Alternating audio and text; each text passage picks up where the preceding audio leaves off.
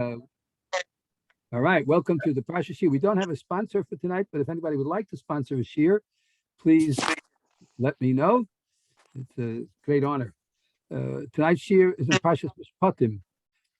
Parshas Mishpatim is one of those sedges that are filled with beautiful flowers, and each one of those flowers is a mitzvah. And that's why in this week's sedge there happen to be 53 mitzvahs.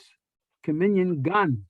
A gan is a garden, and this garden is filled with flowers. And the flowers, of course, are the mitzvahs that they're in, and the majority of them are the mitzvahs bein adam lachavero, the mitzvahs between man and his fellow man. And we'll have a lot more about that later on in the shiur.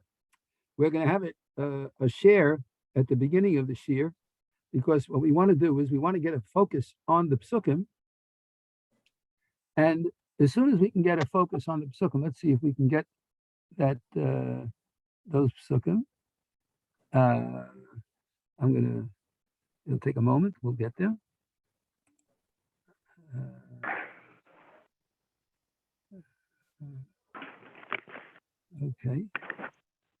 Okay, we'll have them in a moment. We're going to be going to the first. Here we go. Let me try to get this a little bit smaller. 1 minute. All right. And we'll get back to over here. And now we'll have the share. It should be up here now. Yep, here it is. Okay. This should help us a lot. And this is the beginning of the Parsha, of course. Okay. Here we are. It's up here. The share screen is right here. Whoops. We're going to move it over a little bit so that everybody can see the whole thing. All right. Here's the share that we have. Starting with the beginning of the Parsha.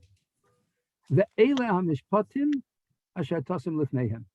And these are the judgments that you shall place before them.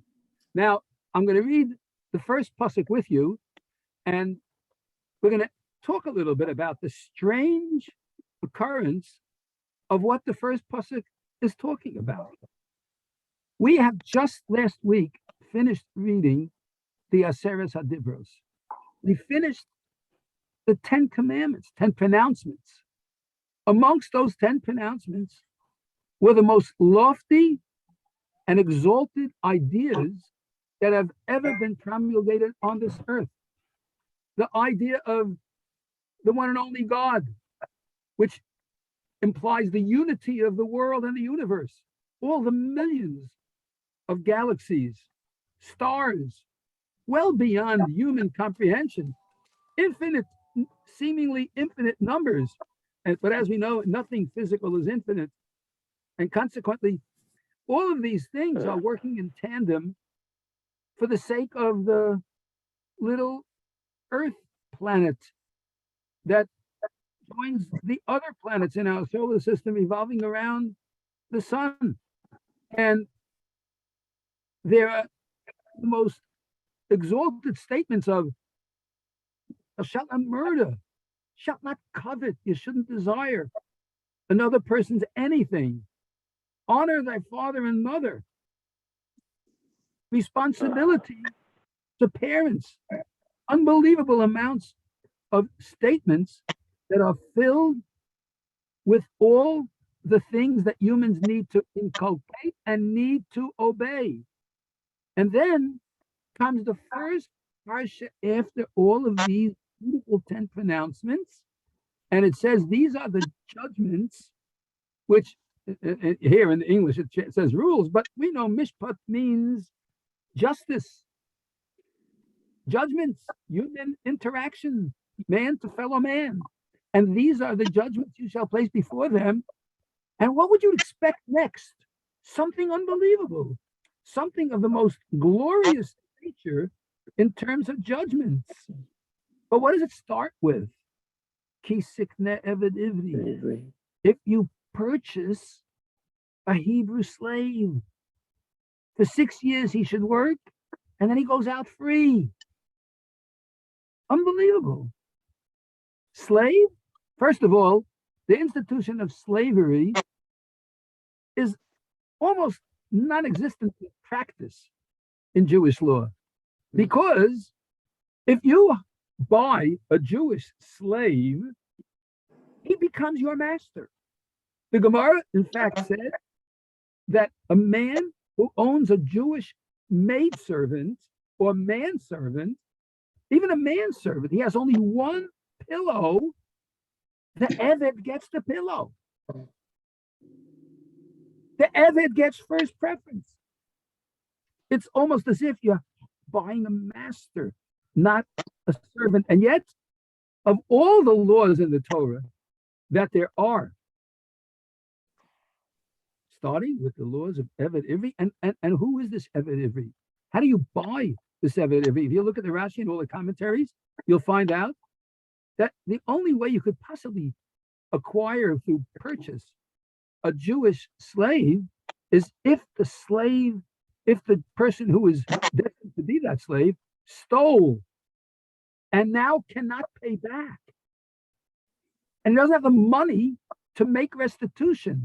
Because in Jewish law, if you steal something and then you give it back, you're free.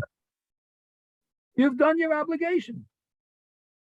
Because the pasuk says, you have to return the stolen object. And once you return it, you're off the hook. So how does it get that you buy a Hebrew Jewish slave? Because he can't pay the money back. He's destitute. He stole money and doesn't have it anymore. Why did he steal? Why did he steal? No money. Did he steal because he's jealous? Maybe. Well, that's the transgression that we spoke about last week, that the 10th commandment is, thou shalt not covet. And if you obey that one, you won't disobey lo signo. So it's possible he was covetous. And why did he spend it? Now he has it. Maybe he wasn't covetous. Maybe he needed the money for something important. Maybe he needed it for medicine, for a sick child, and he didn't have enough money. If that would be the case, does he have the right to steal? Not at all. Not at all. There are other avenues with which to deal with the situation like this. And if he stole, there's a quirk that's missing here. Nevertheless, we're not dealing here with the highest level of society. In fact, we're dealing with a being who is probably, in terms of exalted humanity, somewhere on the lowest rung, or one of the lower rungs of decency. Because there are many, many avenues with which a person who is destitute has recourse in the Jewish community. The Jewish community never leaves anyone alone. Yeah, did you ever go? You know, sometimes it's instructive. Here's an idea. If you live in Boro Park or Flatbush, or anywhere else for that matter, get a hold of a Boro Park or Flatbush phone book. You know what's fascinating? They have a section of blue pages. And some of those blue pages have listings of important organizations that you might need. Do you know that there are page after page after page of Gemilas Chasodim groups? People who will give you, loan you, pay for medicines. They will give you medicines. They will give you a crib. They will give you a pillow. They will give you flowers for the chassan's or kala's table at your wedding for no charge. There are even organizations that will pay for the wedding of a chassan or a kala. And there are so many gemachs. When you look at some of those gemachs, you're amazed. You go through the list, you'll be amazed at what kind of gemilas chasadim. Do you know that there's a gemach in Lakewood for young men who are single and they want to go out on a date and they don't own a car Do you know that there's a car gemach for shidduchim? Unbelievable. They won't charge you a penny. They will give you the car and you bring it back when the date is over. And they wish you Hatzlacha and Mazel Tov. Unbelievable. This is what they will do. So someone who steals is on the lowest rung because there's so many other avenues and he doesn't use them.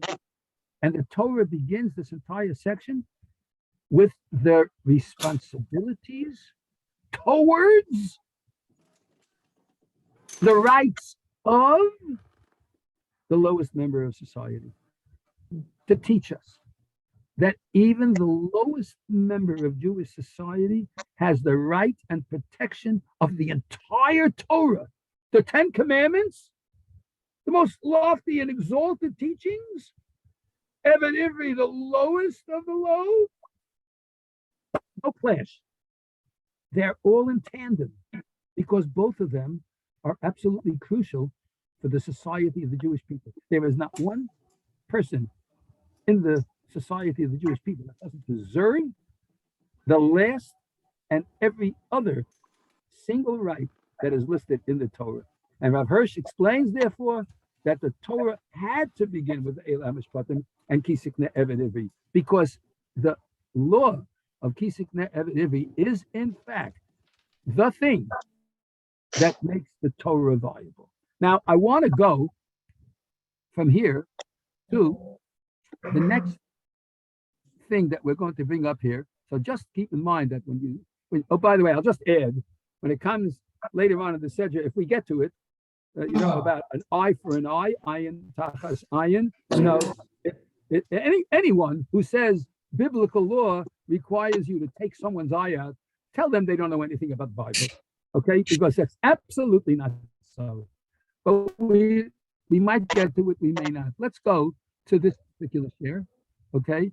And we're going to look at the Rashi. And before I go to the Rashi, I want you to focus on these words. And these are the judgments, asher tosim, that you should place before them, okay, or set before them. Let's look at the Rashi. It's right here. Here comes the Rashi. Okay. Whoops, wrong Rashi. There. Whoa. How did I do that? That was fast. Okay, we're going to go to the other Rashi. 1 second. Where is it?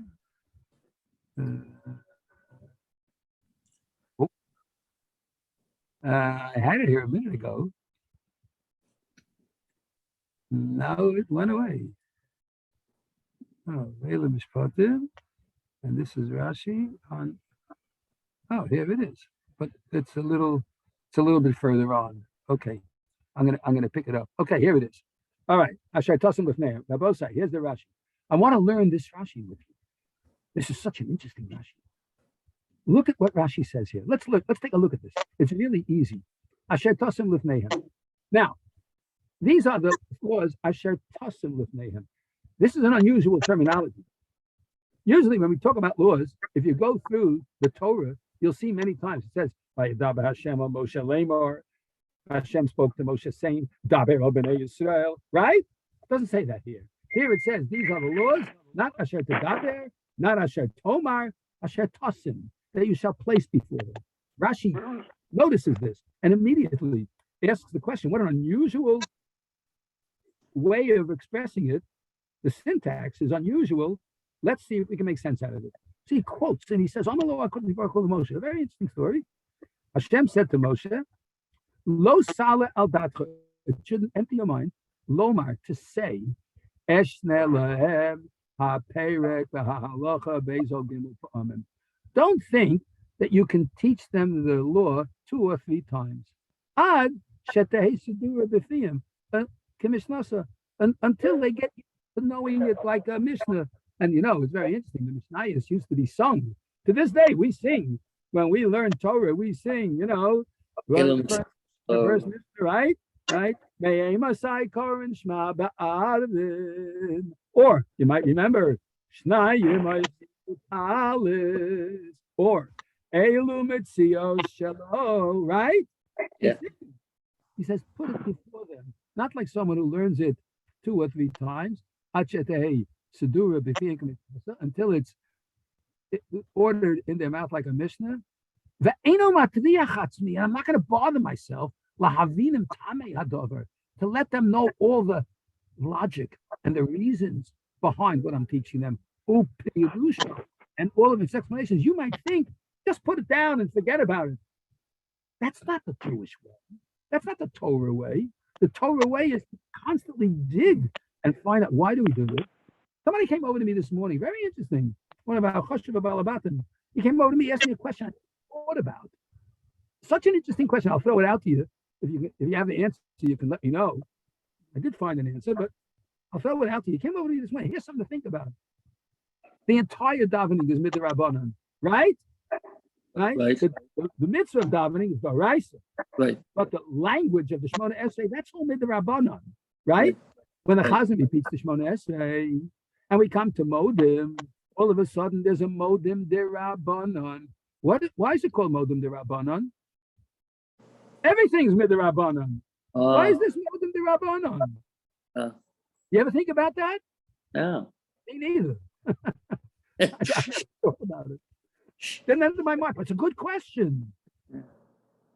All right, let's go further. Okay, now, so don't just say it. Anybody want the answer? Yeah. Okay, I'll tell you to push it the answer, and I'll tell you where to find it. If you have an Art Scroll Siddur, look it up. Oh, actually, yes. Explains it right by Modim in Shacharis. The Yerushalmi tells us that when it came to the Modim, there was a discussion among the rabbis. What should you say in that Modim? And so they said all the things that all the rabbis said you should say in that Modim. And that's why it's called Modim de Rabbanan, because they combined all the statements of the rabbis. Interesting. Let's go further. See, you won't know that if you don't explain things. Now watch what happens now. That's why it says name. Here are words that you all know. Kishulchan ha'aruch, like a set table. And by the way, on the video of the Parsha, I mentioned this too. But here we're going to it in depth. Kishulchan ha'aruch, like a set table.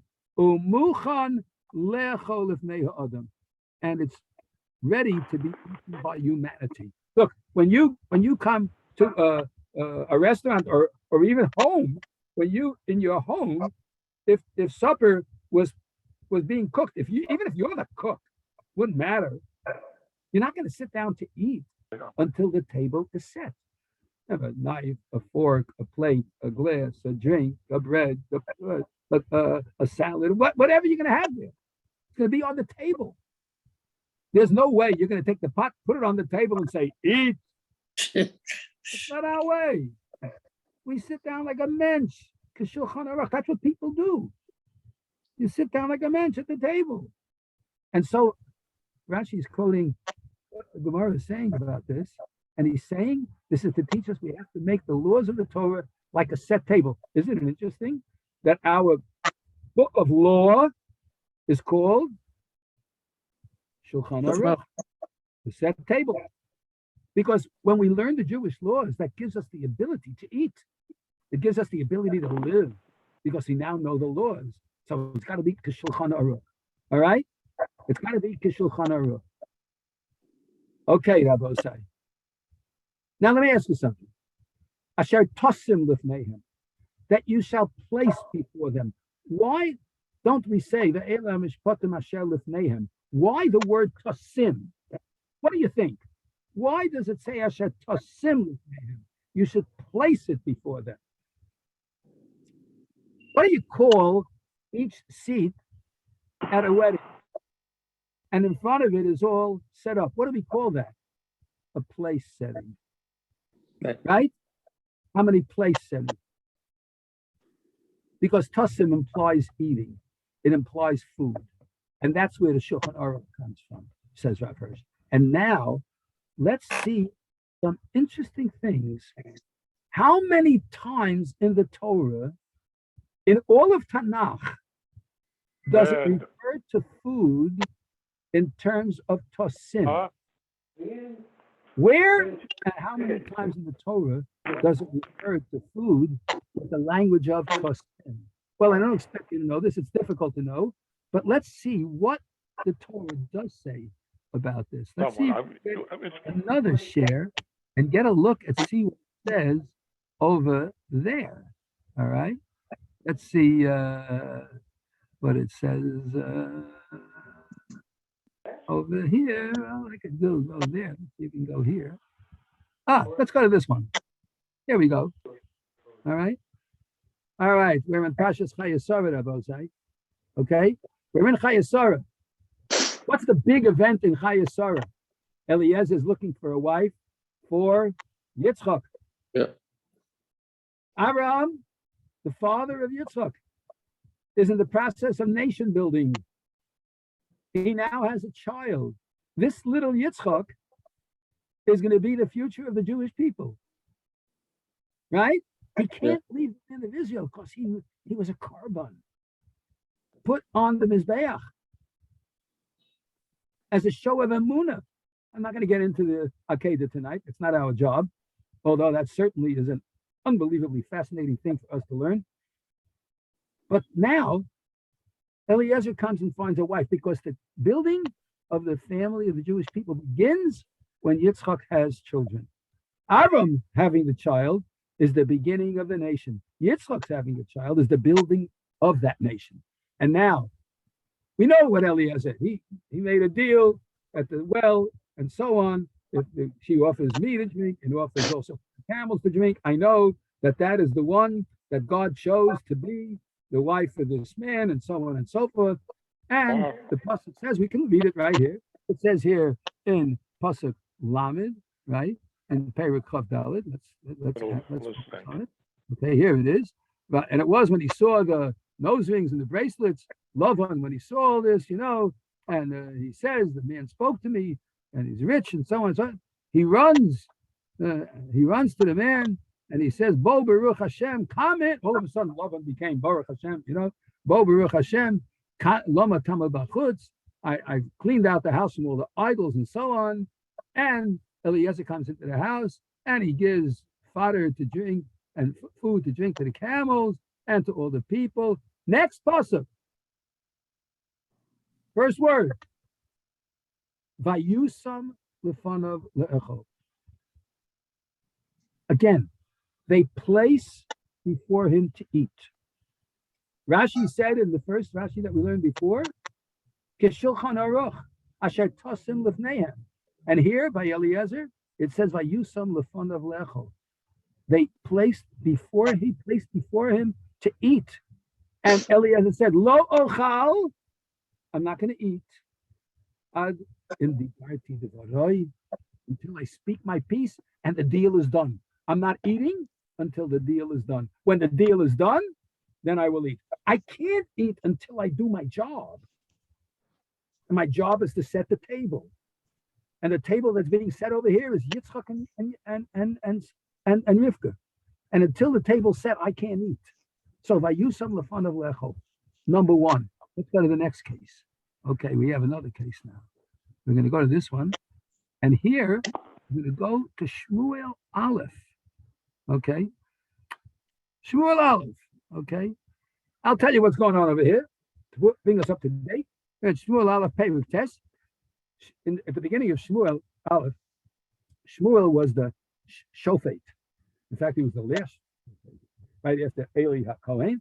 And when Shmuel was the shofet, for whatever reason, right or wrongly, and most of the Gemaras assume wrongly, even though there's a mitzvah to ask for a king. The pasuk in Shoftim says, Som tasim alecha melech. You are to place a king upon the nation. There's a law of appointing a king. But there's only one caveat to that. You can't say, Kechol hagoyim. I want a king like all the other nations. That's not the Jewish way. We don't want a king like every other nation. We want a king who's going to keep Klal Yisrael close to the Torah.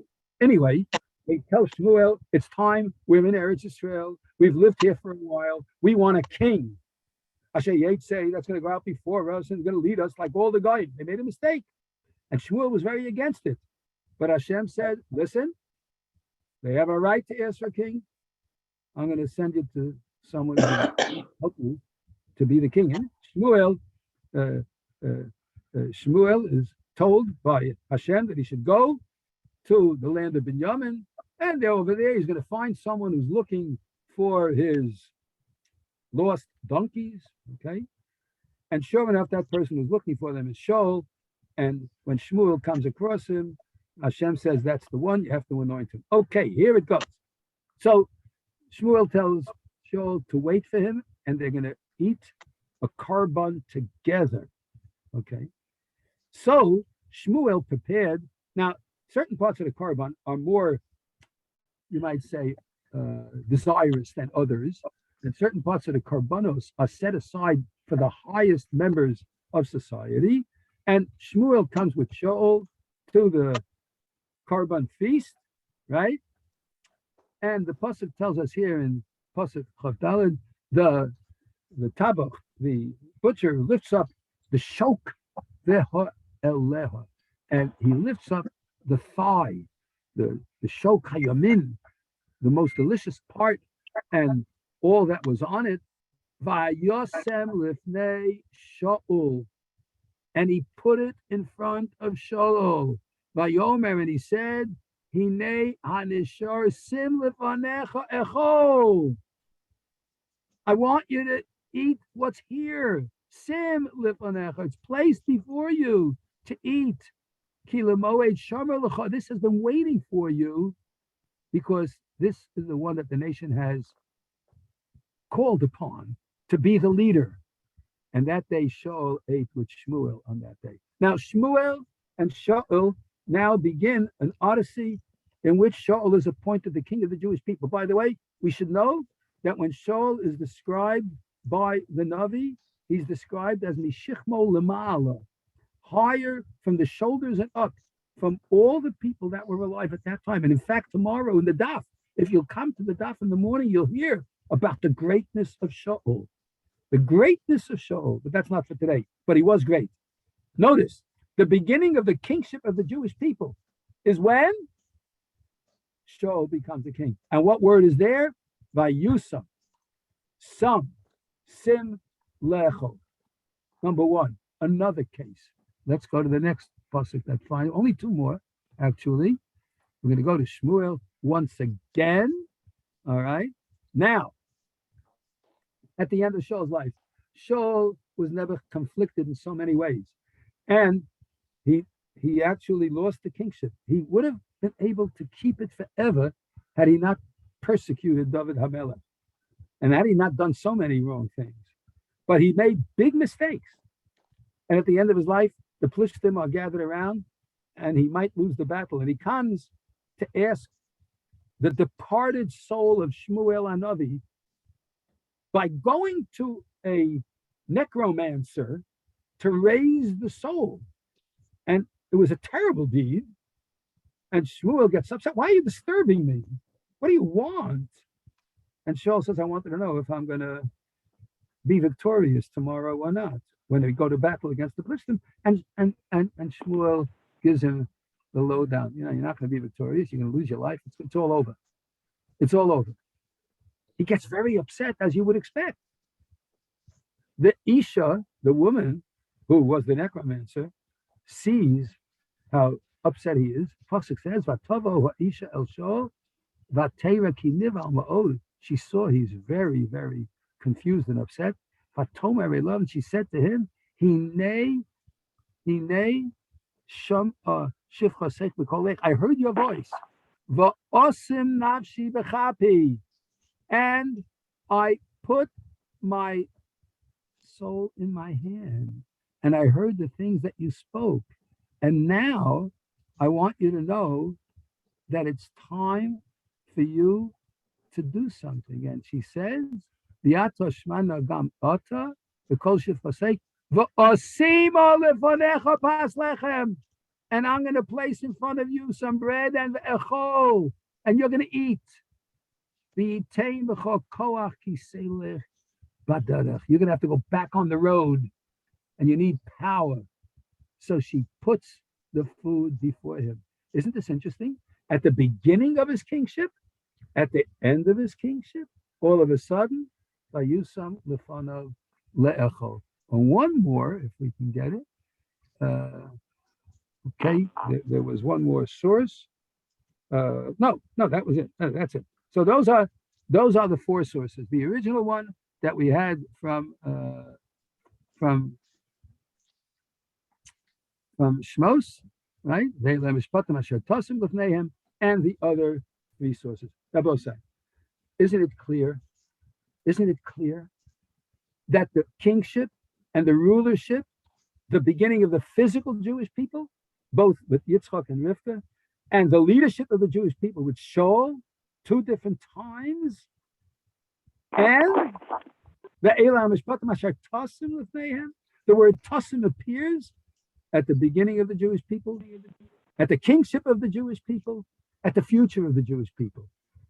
And therefore, it's understandable why Rashi says, this is like the set table. You want Mashiach to come? You want the king? You want the future of the Jewish people? You do what it says in this pasuk. You put it in front of him. It's not one or two times. It's all the time. Asher tosim lifneihem. You put it, like he said, kishulchan aruch umuchan le'echol lifnei ha'adam. If we would only observe the laws of the Shulchan Aruch, if we would learn the basic laws of the Torah, not the Gemara and the derivations per se, although that's crucial, because the more Gemara one knows, the more one understands the halacha, but the halacha itself is crucial. And therefore, it's Shulchan Aruch. It's got to be like the Shulchan Aruch, Asher Tasim. That's why it says in this pasuk Asher Tasim. So here we go at the beginning of Mishpatim, the very outset of all the laws of the Jewish people, Asher Tasim with Nehem, that you have to put it in front of them, and he won't eat until he goes and does his job. Okay, we're going to go on now, and we're going to go further in Mishpatim, and we'll go to later on in the Sedja, where it says Sukkim in the Perek Chav Beis, a little bit past Gimel. Let's see. Here we go. We're going to go a little bit more. This is going to get a little further. Now we're going to get to some very interesting Sukkim over here, dealing with something that is very close to our hearts. All right, we're going to get to it in a moment. It's at the end of this. Is this Rashi still? No, I'm going in the wrong place. Here we go. We're going to go back over here. Okay, it's going to come up now in a moment because I was over there. Now, here we go. Unbelievable. Look at this. From the beginning of the very beginning of the Sedja, we have laws of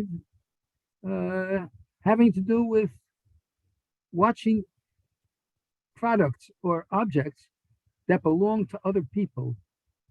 All right. Here, let's go. Let's take a look at this one over here. Okay. Ish bor. If let's say a person opens a pit, right? Somebody falls in, you got to pay for it. If an ox gores, you got to pay for it, right? If you steal, you got to pay for it, right? Whatever you deal, you're going to have to watch it. Here goes. Next. Here it is in Perek Chav Beis Pasuk Vav. Ki yitem ishaz urayehu kesef okelim lishmar.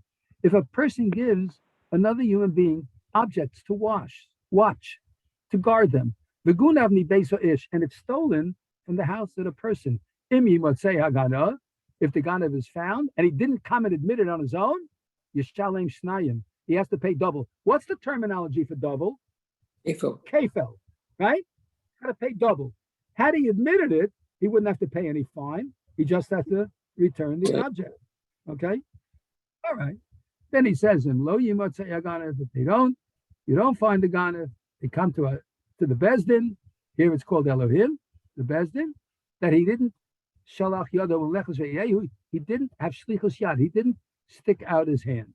Okay, and he has to swear, I'll call the pesha, everything ad kiyom kiyu zed. This is the law of modeh b'miktzas, which we're going to get to. That's Hashem if we can. Here's another one. If a man gives it to his friend a donkey or an ox to guard, or any other animal for that matter, and the animal dies, or it gets broken, no one knows what's going on, you take a shvuah. You take a swear that he didn't send his hand against it and do any negligence.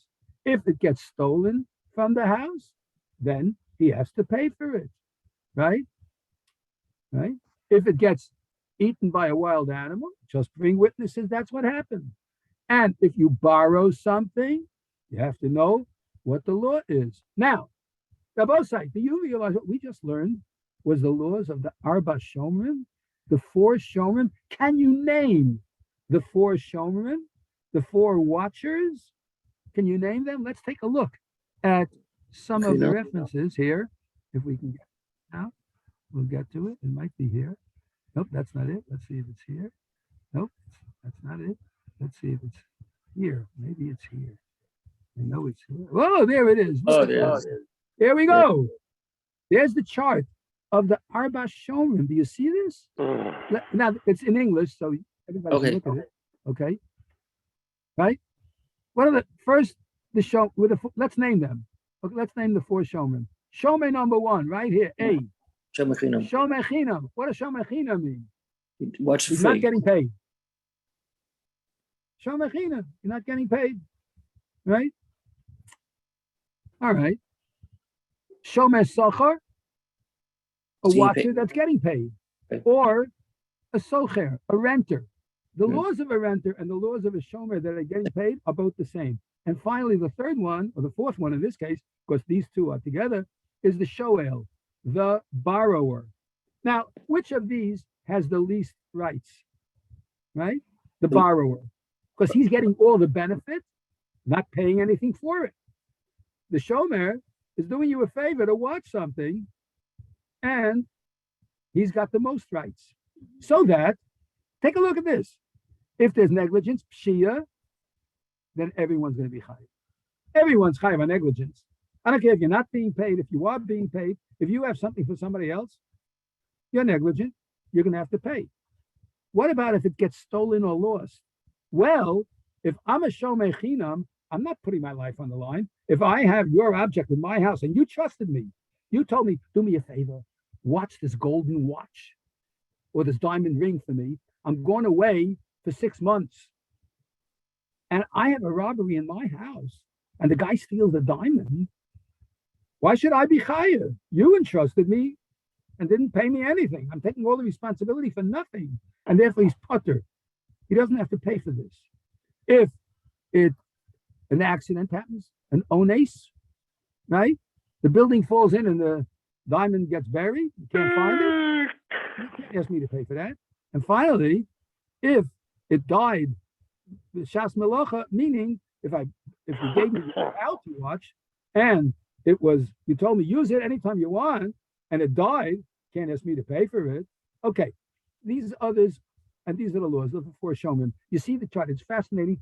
This is one of the most important series of laws that every Jew has to know. The laws of Shomrin. Now, where do you find these laws?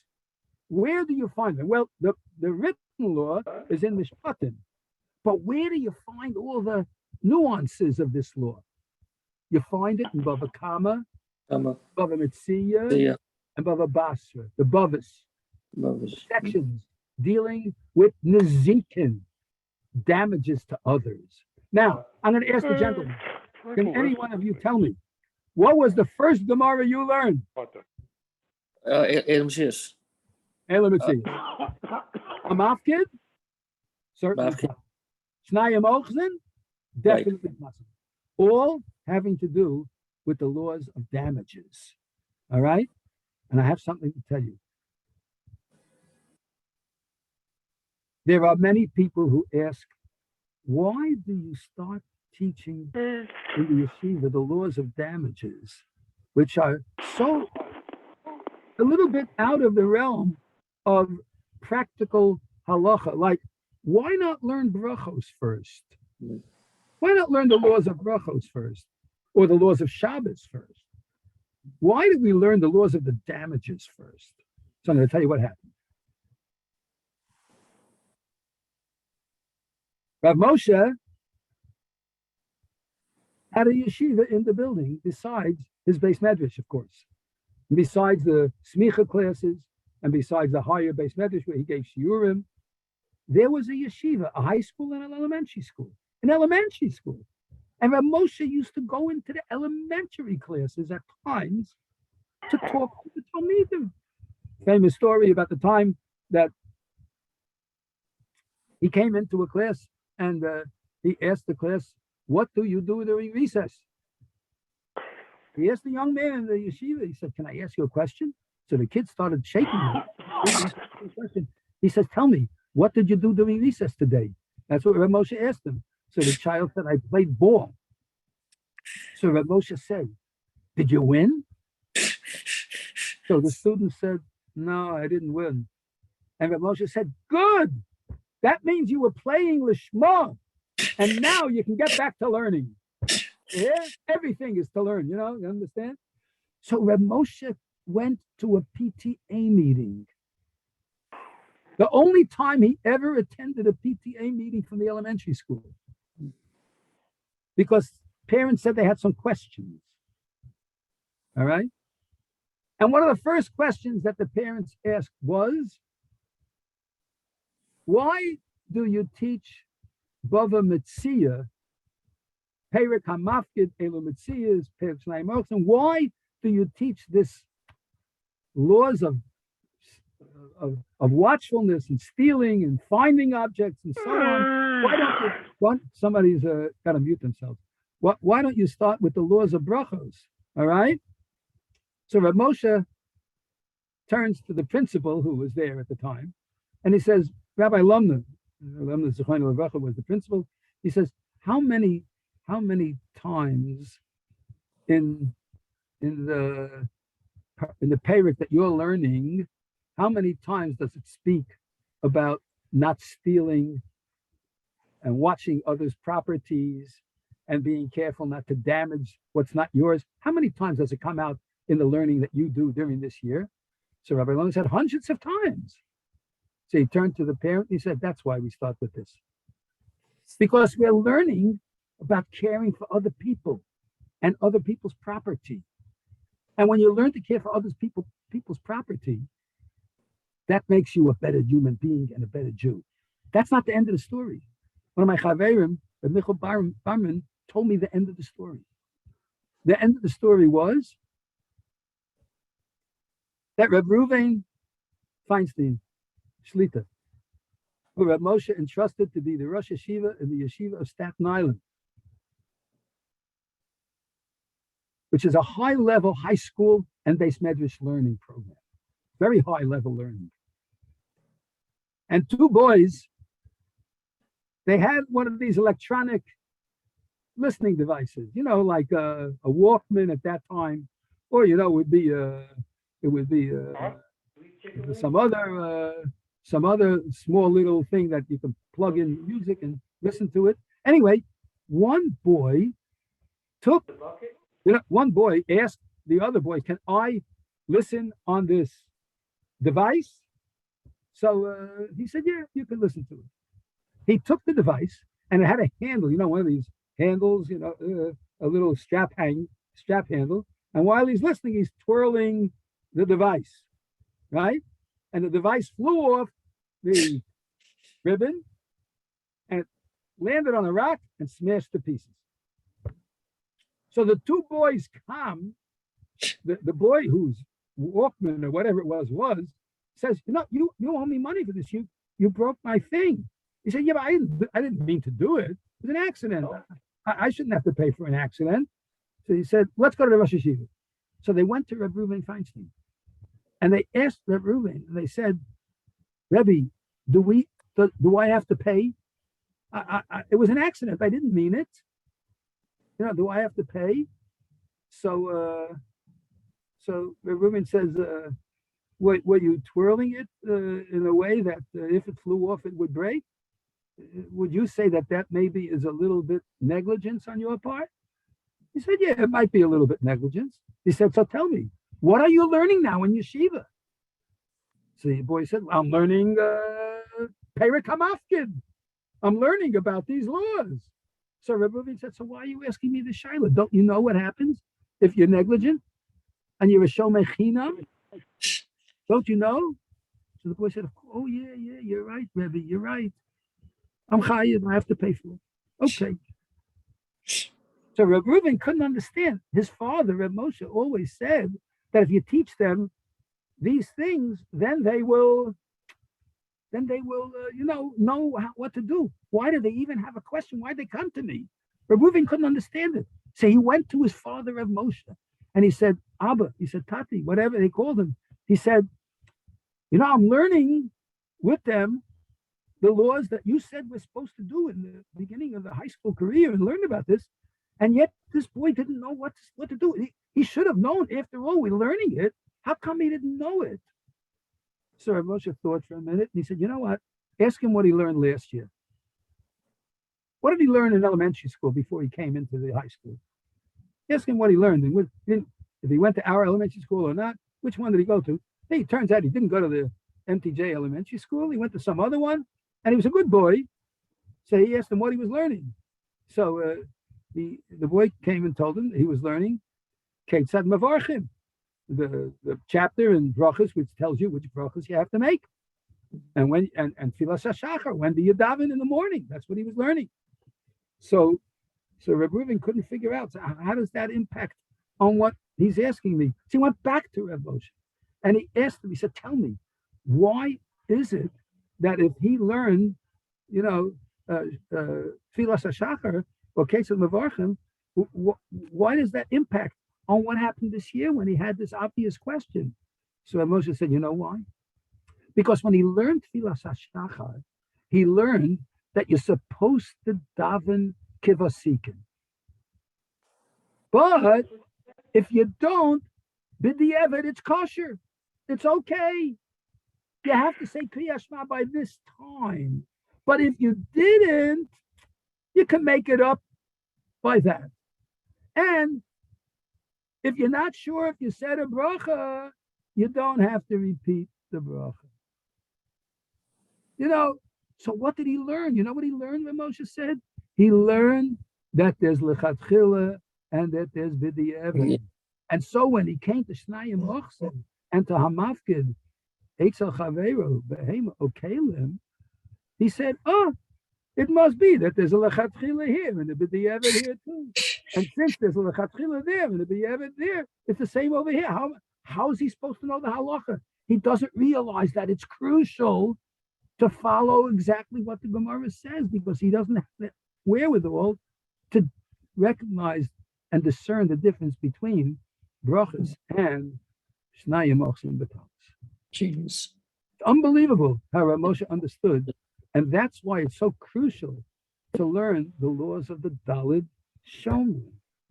Okay, let's go to another very interesting pasuk over here that we can get to in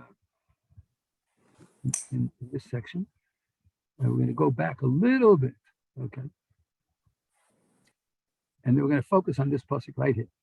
This pasuk is talking about the law of Modem and Mikzas, which I mentioned before. It's Perek Chaf Beis, and it's pasuk Ches. Let's take a look at it. It says over here, I'll call Devar Pesha, on every negligent thing, I'll shore, Al Chamor, whether it's an ox or a donkey, Al Seh, or it's a sheep, Al Salmo, or it's a garment, I'll call Aveda, no matter what lost object there is, Asher Yomar, that the Shomer will say, Ki hu zeh, if he says these words, Ki hu zeh, which our Chazal tell us means that he's Modeh b'Mikzas. What's a Modeh b'Mikzas? Modeh b'Mikzas is like this.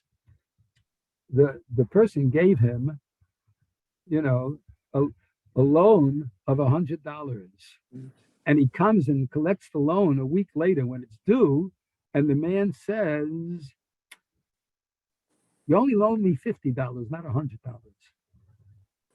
So I'm admitting 50, but I'm denying 50. That's Modeh b'Mikzas. And the Lashon, Ki hu zeh, is the Lashon that teaches Modeh b'Mikzas. The din is Ad Elohim Yavo Dvashneim, up to the Bezdin. That's what Elohim here means. Mm. Up to the Bezdin comes the two of them, Asher Yashiu Elohim, and what Bezdin says, the one who's Chayiv, Yishalim Shnayim Levayehu. If the Bezdin says that he lied and he really owed the 100, he's going to have to pay double, because it's like trying to steal, and stealing, you got to pay double. Okay. All of Chazal wants to understand, how do you make sense that this pasuk is talking about Modeh B'Miktzas?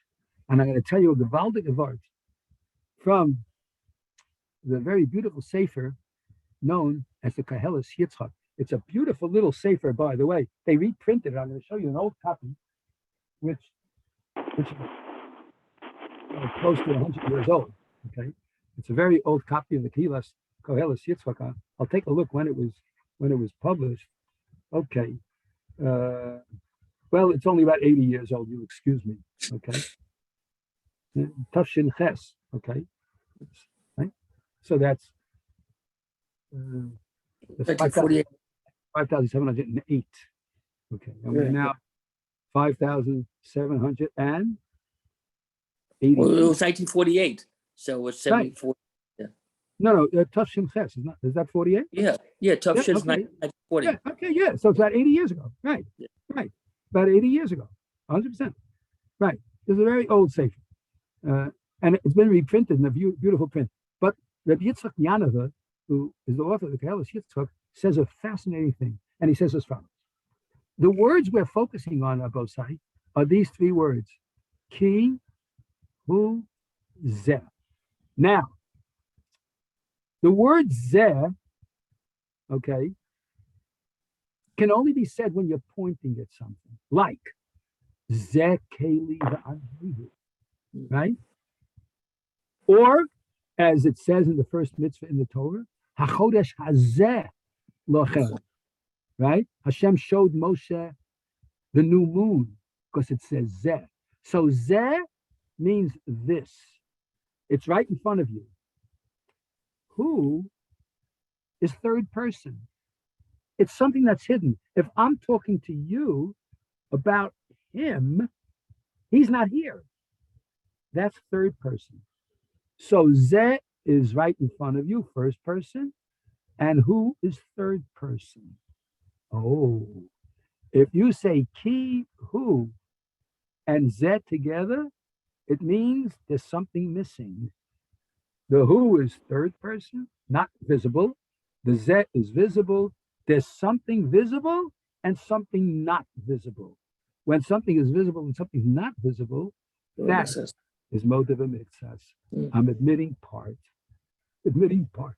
You understand? The Jewish people can't be Modeh B'Miktzas. We can't do, I'll buy into this law.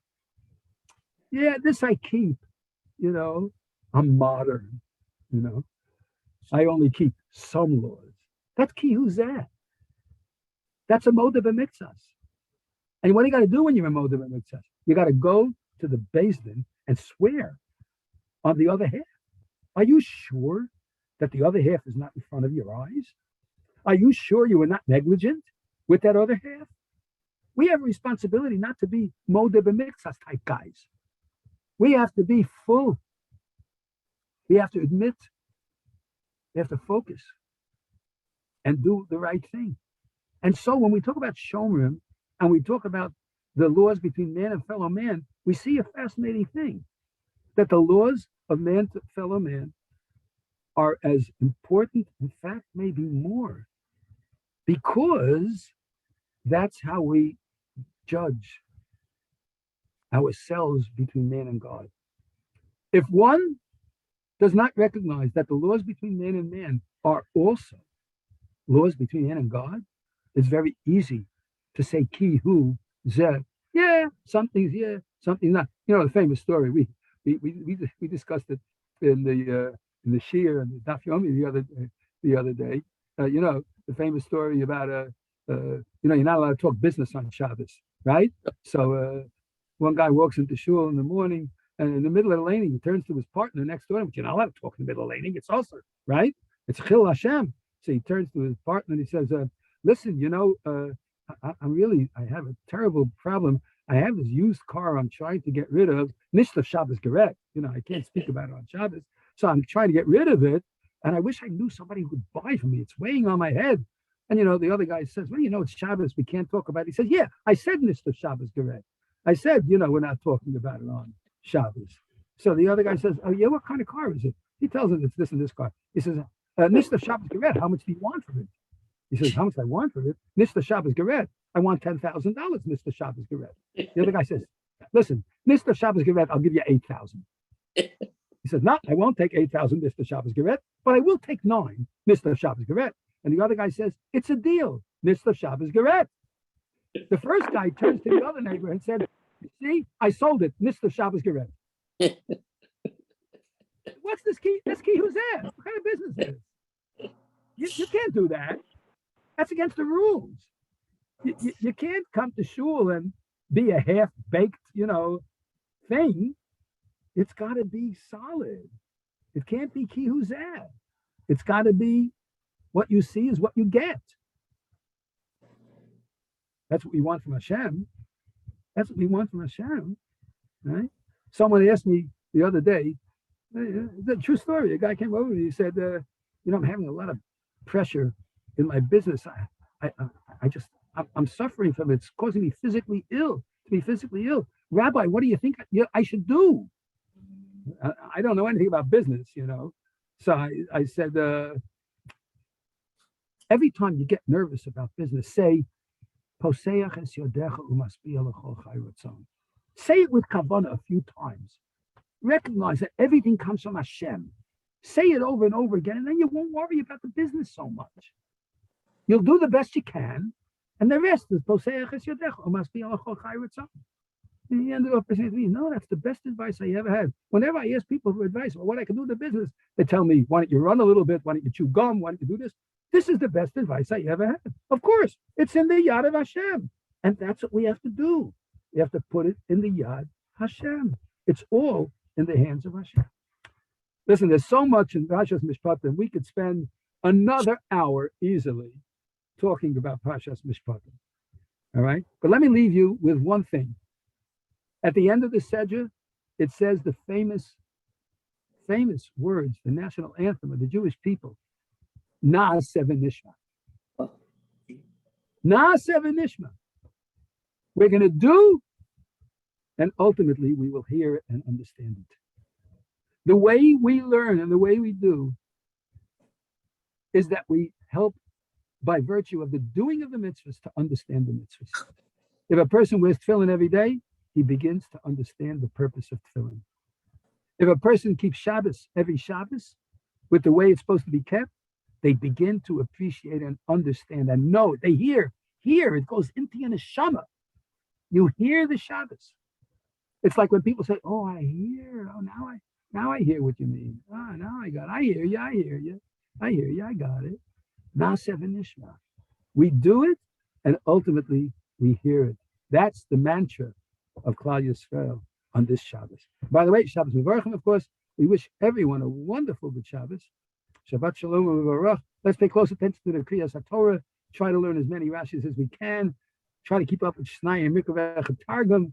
And Yitzhak Hashem, next Thursday night, we're going to go on to Parshas Teruma, and everybody goes and says, oy vey, the boring Parshas Hakam. No way, Jose.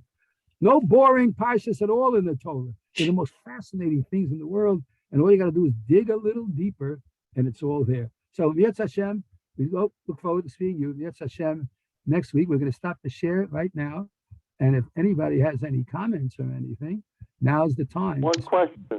Yes. One question. The word, there's a difference between a servant and a slave. Why is there only one word in the Chumash? Between a servant and a slave, you mean an Eved Kanani? Huh? Who are you talking about? The Eved Ivri? Yeah, it's in this Mishpatim, it's talking about a slave. Yeah. But a an servant Eved is the same word. Eved. Yeah, a servant is a slave. Yes. Well, No, there's a difference. A servant gets paid. A slave doesn't get paid. Oh, okay, all right, okay. In Jewish law, there is no difference between an Eved Ivri and a servant. Okay. A servant is called a shamus. Okay. A shamus is a Jewish servant. laws, no. Yeah, I yeah. got you. If you look throughout the Gemara, you'll see. I didn't understand what you meant by servant. Yeah, but like for instance, Eliezer was called Eved Abraham, and Moshe was called Eved Hashem. It doesn't mean a servant. It means someone who is beholden to the master. All right, but a servant is a shamus. We are Avadim. Yeah, we are Avadim. Avdei Hashem. Right. We changed the Avodim Hayinu Lefarah b'Mitzrayim, v'achshav ke'ervanu ha'makom la'avodaso, and now God put us into His servitude. Much better to be the servant of Hashem. We say it every morning in the davening. We say, "Vayomer David El Gad, Sali Ma'od. I have so much pain. Niplo no b'yad Hashem. I should only fall into the hands of Hashem ki rabim rachamov, because His mercy is great. Uviyad Adam al epola, but I should never fall into the hands of a human being. Loli de matnas basar v'dam, loli de halva asam. Not to the gifts of human beings. Ki im liyotcha hamaleya habsucha hakadosha v'harchava. Into your hand, God, that gives us with a great, abundant, outstretched hand. And we say in the benching all the time. Okay? Any other questions about yourself? Yes, sir. Have a great Shabbos, everybody. Thank you. Rabbi, not a question, just an observation. We spoke about before Ashatasim Lifneim, and Rashi says Shulchan Aruch, right? That's maybe what he said, Lifneim, yeah, Lifneim means maybe that it should be prepared, already cooked, ready to eat.